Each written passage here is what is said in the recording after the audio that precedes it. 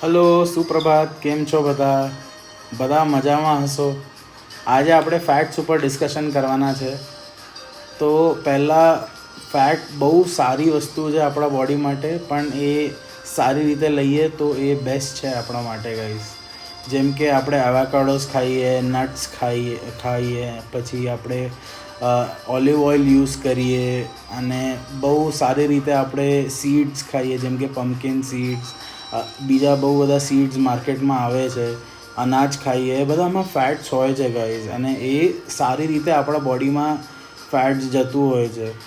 અને તમે ધ્યાન રાખવાનું કે આપણે બહુ ફ્રાઈડ તળેલી વસ્તુ, આ ખરાબ રીતે ફેટ્સ જવો ના જોઈએ. જેમ કે ફ્રાઈડ વસ્તુ ખાવાની, પછી ફૂલ ક્રીમવાળું બધું ખાવાનું, આ બધી વસ્તુ સારું નથી આપણા માટે. તો એ ધ્યાન રાખવાનું, લો ફેટ લેવાનું અને થોડું ઓછું ડાયટમાં રાખવાનું, કે જેમ કે 30% ફેટ બહુ જરૂરી છે આપણા મીલ માટે.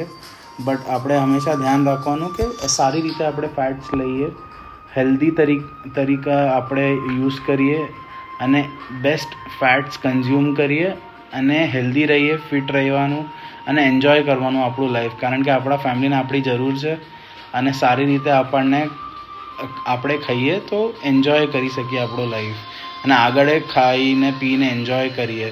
અને હું બીજો આગળ ટિપ્સ આપવાનો છું કેવી રીતે આપણે ન્યુટ્રિશન ફૂડ લેવાનું છે. તો જોઈએ કેવી રીતે આપણે આગળ વધીએ. તો see you guys on my next videos, and thank you so much for supporting me. અને ચલો આગળ વધીએ, અને કાલે આપણે પાછું ડિસ્કશન કરવાનું છે. બરાબર? ચલો ધ્યાન રાખજો. બાય.